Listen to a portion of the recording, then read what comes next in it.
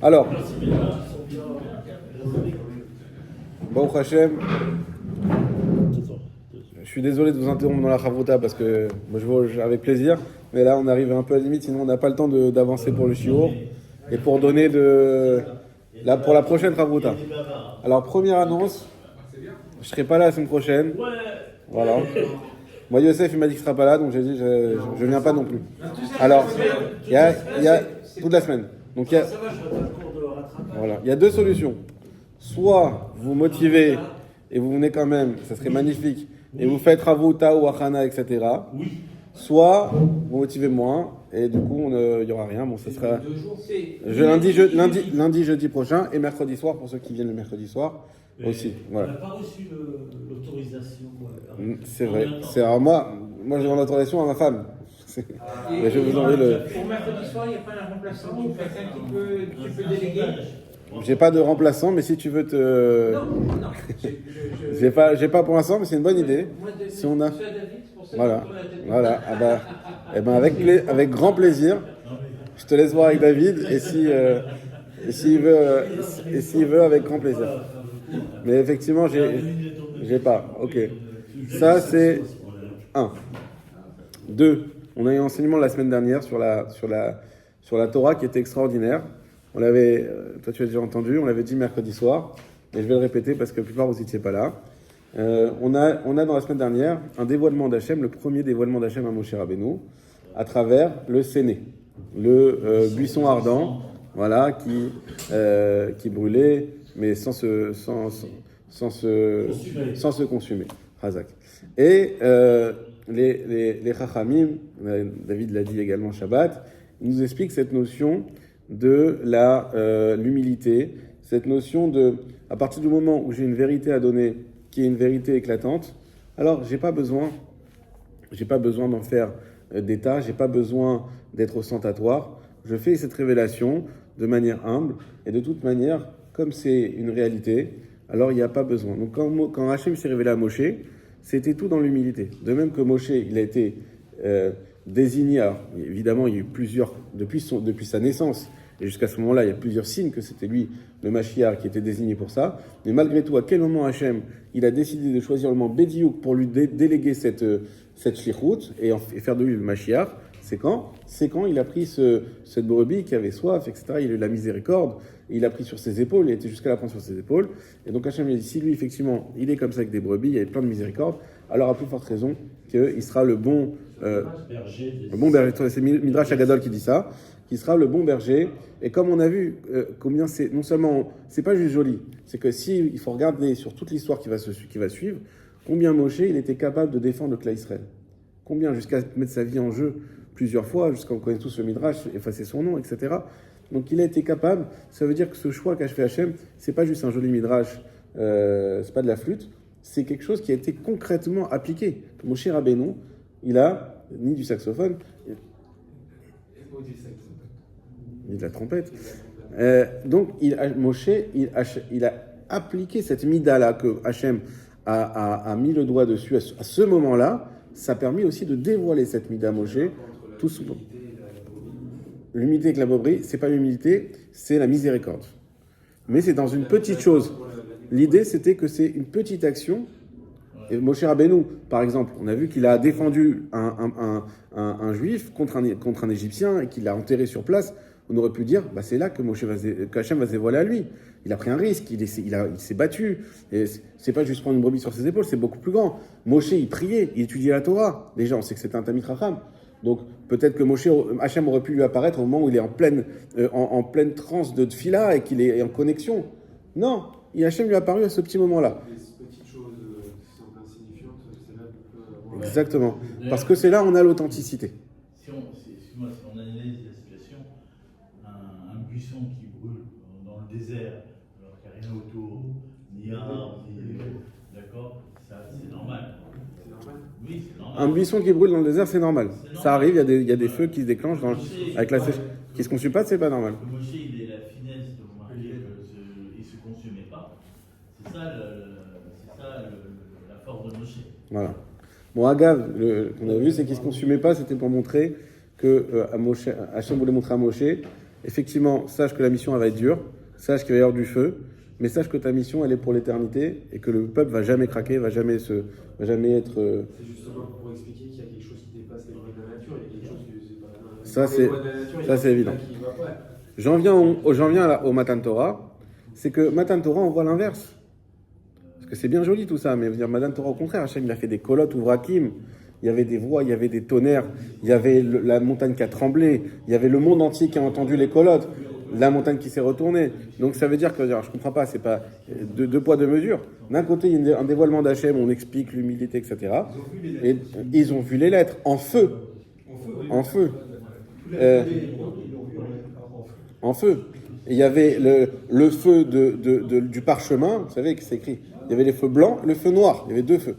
Nous, donc, la question qu'on avait soulevée, c'était de dire, alors je comprends pas, c'est quoi il faut être dans l'humilité ou il faut être dans l'ostentatoire? Parce que Matan Torah, c'est tout l'inverse. C'est l'ostentatoire.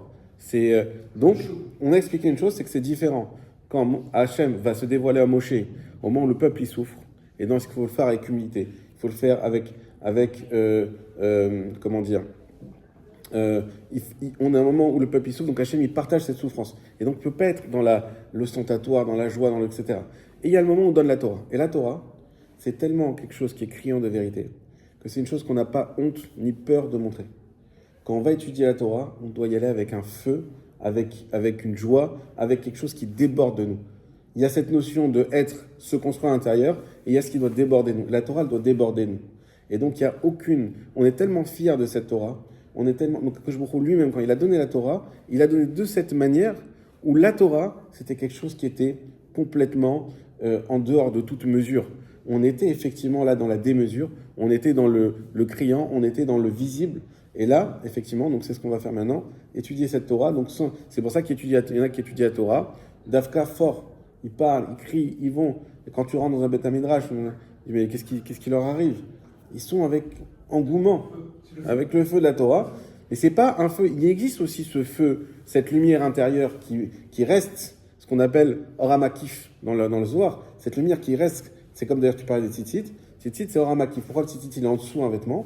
C'est la lumière qui est cachée. C'est la lumière qui se dévoile à l'intérieur, qui nous permet de nous construire à l'intérieur. Mais il y a la lumière extérieure, comme le Talit Gadol, qui lui, au contraire, c'est celle qui doit déborder. Et en fonction, évidemment, des circonstances, il y a un développement intérieur qui doit être fait et discret, ou un développement ostentatoire qui doit être fait plutôt de vers l'extérieur. Alors, donc nous, on va dans l'Imouda Torah. On s'était arrêté au Zaïm. Imayu Kohen Velevi Bevet Akneset. Si on est dans une situation, on a le Kohen et le Lévi qui sont au Bet Akneset, donc en cas, on va dire bien, comme il faut, classique. Vekara Kohen, Vesavour Shien Sham Lévi. On a appelé le Kohen et on ne savait pas qu'il y avait un Lévi. Souvent, il y a des Keilot où il n'y a pas beaucoup de Lévi. Et donc, des fois, il y a un Lévi qui passe par là, mais on ne le sait pas. Il ne s'est pas annoncé, on ne le sait pas. Donc, qu'est-ce qu'on fait? Comme chaque semaine, on a l'habitude de faire monter 2 fois le Kohen, eh ben on fait pareil. Vitri Lever, Birkat Torah, Shenit. Et le Kohen, il commence à faire la Birkat Torah. Tu peux te retourner si tu veux. Une deuxième fois. Alors, qu'est-ce qu'on fait? En Mafsikin Oto, on ne doit pas l'arrêter. Tout comme on avait expliqué avant que quand un Israël montait à la place d'un Kohen, s'il avait fait la bracha, eh ben il continuait, on ne l'arrêtait pas. Tout comme un Kohen qui monte à la place d'un Lévi, eh bien, lui, pareil, on ne l'arrête pas. Le Mishnah Bora. Est-ce que ça ne dépend pas, comme on avait vu auparavant, s'il avait fait la Beracha ou pas? Exactement. Alors là, on parle de Imbirer. Pour la deuxième montée, je parle, du Kohen. On parle de la deuxième, exactement. Veitri Levarer. On a dit Veitri Levarer, il a commencé la bracha. Et le Mishnah Bora de nous préciser Aïnou Gamken Sheamar Baruch Ata Hashem. Là aussi, on parle du cas. Birer, c'est pas qu'il a dit Barechu. On pourrait se tromper, comme tu l'as justement dit, mais non, c'est qu'il a dit Baruch Ata Hashem. Une fois qu'il a dit Hashem, c'est fini, on ne revient plus en arrière. Aval Barechu Levad, Lo Ave Atrala. Par contre, s'il a juste dit Barechu, ça ne s'appelle pas avoir commencé. Veola Levi Levarer Velikrot. Et dans ce cas-là, eh ben, le Lévi montera. S'il a dit Barechu Hashem Vorach, tout le monde répond Baruch Hashem Vorach Lamvaed. Après, Yamad Hashem Atov, Chaim Ben Amram al Lévi, et on fait monter le Lévi. Et le Lévi refait Barechu, comme on avait déjà expliqué pour le Kohen. D'accord, mais il y a un problème. Ah, lequel? C'est pour la. On l'a appelé. Qui? On l'a appelé le Kohen. Nachon, on appelait Kohen. Alors, on l'a appelé, et on ne peut pas dire, comme on avait dit la dernière fois, que l'Israël il reste à la Théba, il monte plus tard. Oui, parce que là, c'est un problème si le Lévi. Il est déjà monté. Alors qu'est-ce qu'on dit? Est-ce que le Lévi n'a pas le droit de passer après le Kohen en troisième position? Le Lévi n'a pas le droit de passer après le Kohen. Alors c'est un cas, alors ce que tu dis, on n'a pas vu ce cas, c'est une bonne question, mais c'est un cas théoriquement qui ne doit jamais arriver. Bah oui. Puisque le Lévi, s'il est là, il est censé monter deuxième. Donc il n'est pas censé monter troisième, sauf un cas où un Lévi, il arrive au moment où on a déjà fait monter deux Kohen, et il faut qu'il monte et il demande à monter, ce qui peut monter troisième position. A priori, il n'y a rien qui il n'y a pas de contradiction. On pourrait croire que c'est en Israël, que c'est par Lévi. Si. On croit qu'un Lévi, c'est un Israël à partir du moment où il monte à une position qui n'est pas la sienne. Mais un Lévi qui monte après un Kohen, c'est le bon déroulement des choses. Ouais. Donc il n'y a pas de raison de croire que c'est un Israël, même s'il monte en troisième position. En tout cas, on ne l'a pas lu, donc à voir. En tout cas, c'est pas, le sujet ici, c'est pas ça. C'est le Kohen lui-même qu'on a appelé une deuxième fois. Et finalement, on fait monter le Lévi à sa place. Comment ça se passe avec lui? La suite du Mishnah Bora. On n'aura pas besoin de faire remonter le Kohen plus tard. Pourquoi? Parce qu'il a déjà lu une première fois. C'est pas comme le Israël. Le Israël, on dit on l'appelle, alors t'arrêtes toi, on va monter quelqu'un d'autre. Là, il y avait une honte. Quand il fait Baruch Hu, Voilà. Là, il y avait une honte de dire le pauvre, on l'a appelé. Alors on dit ok, reste à la Théba, fais monter Kohen, fais monter Lévi, et tu monteras troisième position. Ça, c'est bon. Maintenant, si le Kohen, ça lui arrive à lui, il monte première fois, deuxième fois, ah non, arrête-toi, il y a un Lévi. C'est pas grave, parce qu'il est déjà monté. On va pas dire, ah, il a honte et donc il faut le refaire. Parce que lui, il ne faisait toujours remplacer le Lévi à ce moment-là, mais il avait déjà fait son rôle de Kohen. Exactement. Donc il n'y a pas de honte, et il n'y aura pas besoin de le faire monter une troisième fois. Une deuxième fois, du coup. Alacha, Alacha chet. Im en Lévi. Bon, vous retenez bien parce qu'il y a un contrôle qui arrive. Hein. Alacha chet. Im en Lévi bevet akneset. S'il n'y a pas de Lévi au Bet Knesset. Donc, Chaim Ben Amram n'est pas venu aujourd'hui. Qu'est-ce qu'on fait? Pas normal, ça. Kohen Kara Rishon. Donc, on fait monter le Kohen en premier, comme d'habitude. Mevarer Shenit. Et il fera le Kohen, pardon, qui est monté en premier, Mevarer Shenit fera une deuxième fois la bracha. Vekore bim comme Lévi. Et montera à la place du Lévi.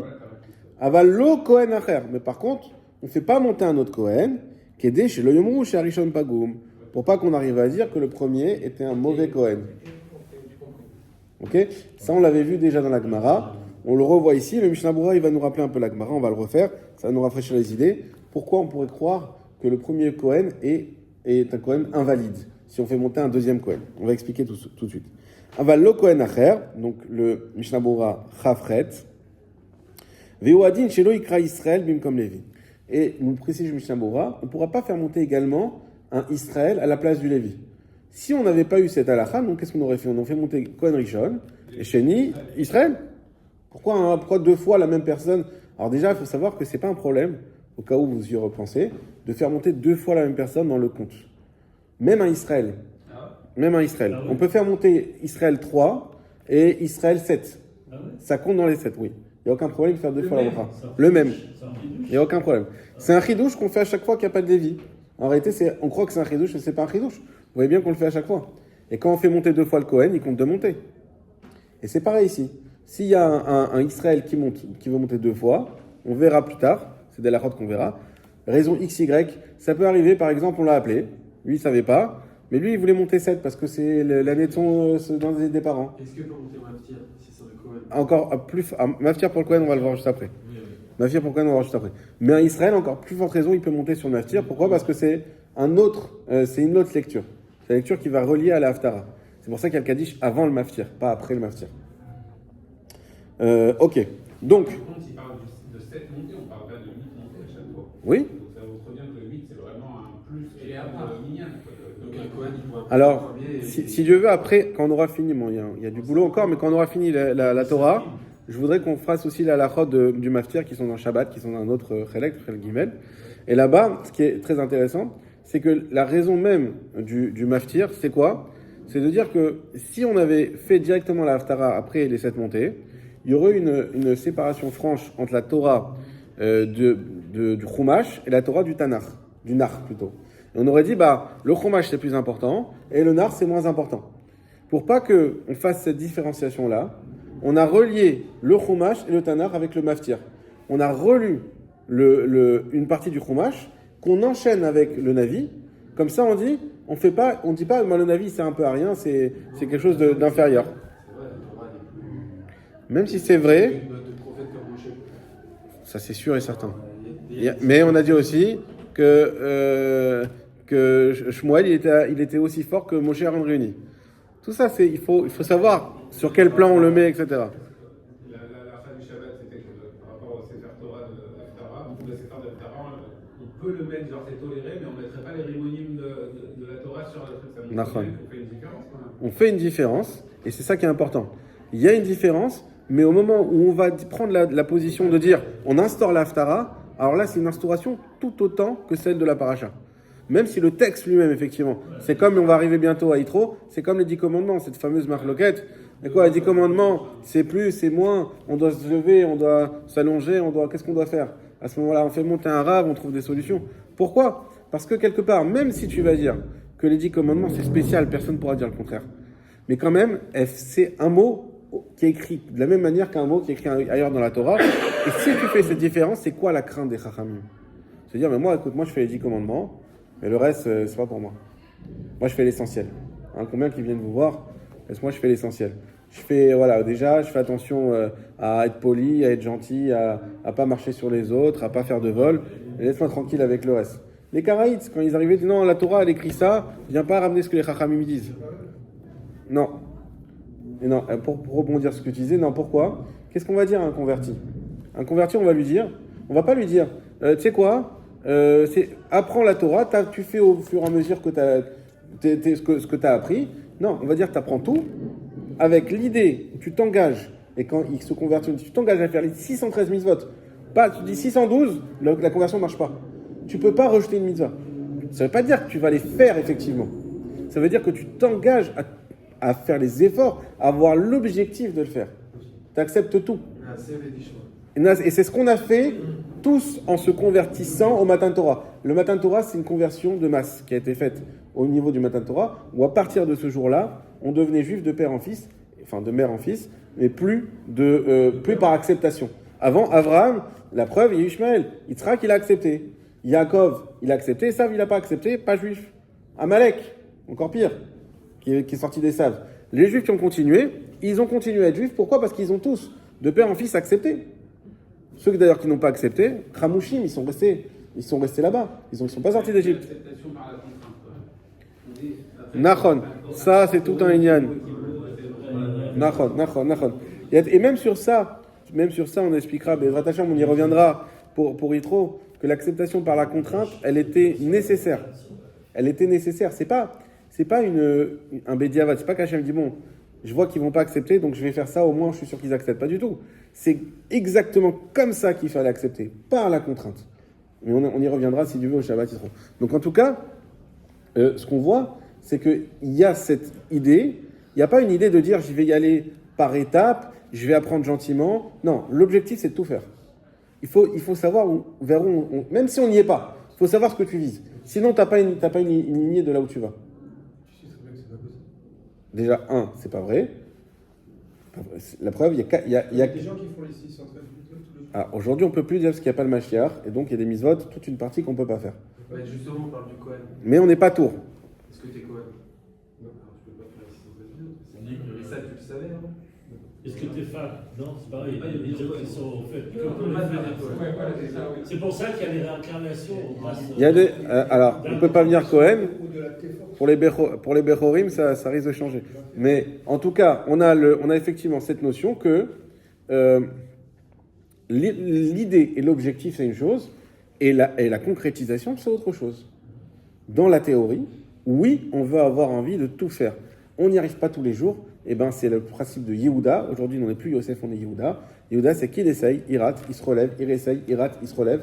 Shiva Peamim, Ipol Tzadik, Vekam. Le Tzadik, il tombe 7 fois et il se relève. Pourquoi on dit qu'il tombe 7 fois et il se relève? C'est qu'à chaque fois, c'est ainsi que tu tombes, tu te relèves, tu tombes, tu te relèves, tu tombes, tu te relèves. Mais à chaque fois, tu montes. Il y a mais tu as un objectif. Dans la vie, il faut connaître son objectif. Si tu dis non, moi je vais apprendre, moi je vais faire que, pour l'instant je fais Shabbat, je fais pas bien Shabbat, donc tant que je connais pas tout Shabbat, eh ben j'avance pas. Et je regarde pas Kasher, je regarde pas machin, et tu vas jamais avancer. Shabbat c'est infini, tu peux passer une vie à étudier. À chaque fois tu vas apprendre des nouvelles choses. Ah non, alors je fais pas encore parfaitement, donc. Et c'est ça même dans la vie, à Mavdi Ben Kodesh Lechol. Il y a des gens, ils sont bloqués, ils disent non, moi j'ai un projet, mais je vais le faire que quand c'est parfait, c'est comme ça, c'est carré, je trouve tout exactement comme je veux. Tu feras jamais rien si tu fais ça. Tu es obligé d'avancer dans l'imparfait et tu te perfectionnes au fur et à mesure. Mais sinon, tu ne fais jamais rien. Donc, il faut apprendre aussi à accepter l'imperfection. On apprend, on accepte, on avance, mais on a toujours une vision à long terme de dire voilà où je veux arriver. Et ça, c'est important. Et donc, on ne peut pas dire j'étudie la Torah, mais attends, d'abord j'applique, après je continue à étudier. Non, tu étudies tout. Tu n'es pas capable d'appliquer, c'est pas grave. L'essentiel, c'est que tu as la volonté sincère d'avancer et d'appliquer. C'est ce qu'on appelle Batchoua. Il y a un jour, un qui m'a dit, regarde, les Shabbat, vous savez, le vin. On dit le vin, quelqu'un qui n'est pas Shomer Shabbat, s'il touche le vin est plus kasher. Vous connaissez tout ça. Il n'y a pas de marloquette. La marloquette, c'est est-ce qu'aujourd'hui on appelle que c'est Befarasia ou pas Befarasia? Le Inyan de Befarasia. Qui disent, quelqu'un qui n'est pas Shomer Shabbat, à partir du moment où il reconnaît le Shabbat, il est Shomer Shabbat. Alors, s'il fait le Kiddush, c'est qu'il reconnaît le Shabbat. Donc... Alors pourquoi ça? J'explique, c'est que dans la halacha, c'est celui qui ne fait pas Shabbat de manière ostentatoire, Befarasia, en public. Vous allez dire quoi, faire Shabbat? Alors c'est sur ça qu'il y a un marloquette. Mais sur le principe, tout le monde, il n'y a pas de marloquette, c'est un principe unanime. Celui qui ne fait pas Shabbat, Befarasia, reste à définir c'est quoi Befarasia. Mais celui qui ne fait pas Befarasia, le vin n'est pas kasher. Ça c'est unanime. Si c'est un vin Mevouchal... Mais Mevouchal, c'est même plus du vin. C'est pour ça que le vin Mevouchal... Le vin Mevouchal, il n'y a aucun problème. Même s'il ne fait pas Befarasia, même s'il ouvre la bouteille, on peut boire, il n'y a aucun problème. Pourquoi? Parce que le Mevouchal, il a perdu son statut de... Et s'il fait le kidouche, le problème c'est qu'on pourra faire en même temps que lui, on ne pourra pas être acquitté par lui. Faire kidouche, ne veut pas dire reconnaître le Shabbat. Faire kidouche... Non, ce qu'il dit simplement, c'est que comme aujourd'hui, c'est quoi Befarasia? C'est quelqu'un qui connaît et qui ne fait pas volontairement.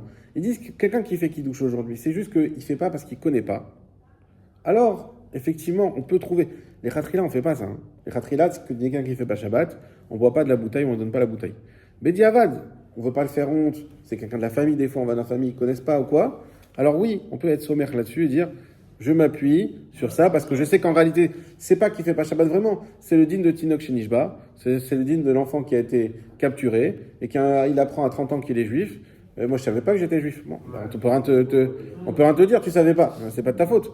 Mais lui c'est pareil, on va dire, non, en réalité, il n'a pas eu l'éducation, c'est comme Tinok Shenishba, même s'il n'a pas été vraiment capturé, il n'a pas eu l'éducation, il n'a pas eu ce qu'il faut, il n'a pas eu les bases solides, et donc il ne se rend pas compte de ce que c'est Shabbat. C'est pas quelqu'un qui sait ce que c'est, il se rend compte, il a toutes les notions, et il ne fait pas. Il faut faire une différence, c'est-à-dire qu'il y a Batchoua qui arrive, qui est de bonne volonté, mais qui ne fait encore pas bien Shabbat. Alors lui, on peut accepter, on peut être acquitté par son kidouche. Acquitté par le kidouche, c'est encore autre chose. Acquitté par le kidouche, ça c'est une notion d'acquitté, c'est pas une question de cache-route du vin, c'est une question d'être acquitté. On peut se servir chacun. La notion d'être acquitté, il faut faire attention, c'est qu'en général, même un Baal Tshuva, on sait que quelqu'un qui n'a pas ces notions de comprendre qu'il faut qu'il acquitte les gens, ça ne marchera pas, même s'il est Shomer Shabbat 100%. C'est encore autre chose. Ça vient contredire ce qu'on disait avant, le fait pourquoi l'optique de dire on avance petit à petit, mais on y arrive. Et alors? Parce que le Baal Tshuva, il dit bon, lui, il a compris qu'il y avait quelque chose, il fallait qu'il aille dans une direction. Ben, il avance, mais. Loin, mais il veut. Mais est-ce que toi, tu dois être impacté par ça? Non. Lui, oui, mais toi, tu ne vas pas rater ta mitzvah pour l'encourager. Non, toi, on te dit non, mais si tu pourrais être quitte, il faut qu'il ait la bonne intention de t'acquitter. Donc toi, tu prends une coupe de vin et tu fais, ou tu même à voix basse, et tu fais en même temps. C'est tout. Il y a des solutions, c'est pas, on n'a pas dit qu'il ne doit pas faire. Mais il y a des solutions pour que tout rentre dans l'ordre. En tout cas, pourquoi je dis ça, c'est qu'effectivement, une personne qui dit, mais attends, qui fait Shabbat aujourd'hui? Prenons le cas normal, de dire ouais, mais moi, ça se trouve, je ne fais pas Shabbat. Parce que je ne connais pas, déchirer, papier de toilette, le machin, tous les trucs compliqués, la canette, la bouteille de boucha, est-ce qu'on peut l'ouvrir? Ça se trouve, fait pas Shabbat. Il y a tellement de complications dans Shabbat.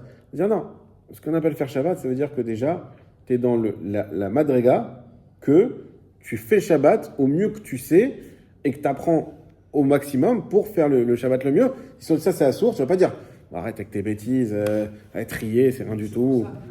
C'est de dire, si tu dis le kidouche, que tu reconnais le jour du Shabbat et la sainteté du Shabbat, même si tu connais pas les halachot du tout du Shabbat, bah déjà tu as reconnu la base du Shabbat, donc tu es Shomer Shabbat.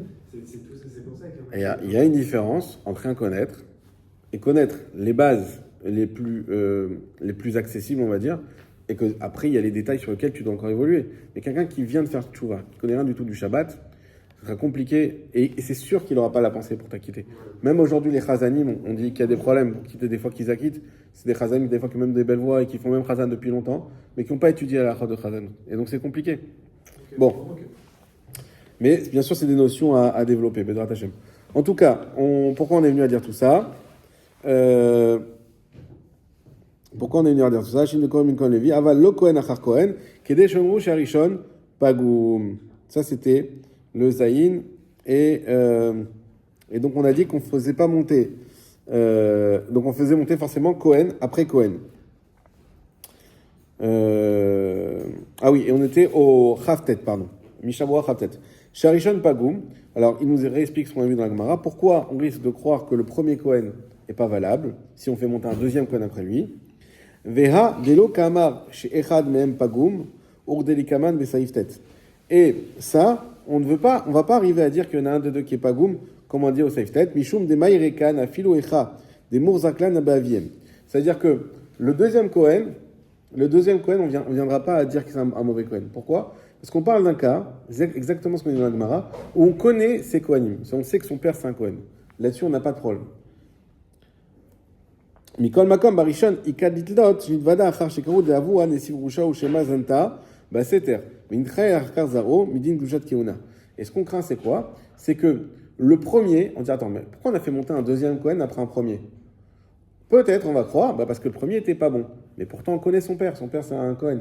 Oui, peut-être que son père, c'est un Kohen, mais peut-être que son père, il s'est marié avec une divorcée. Peut-être que sa mère, elle a des caractéristiques qui fait que lui, c'est un Kohen halal.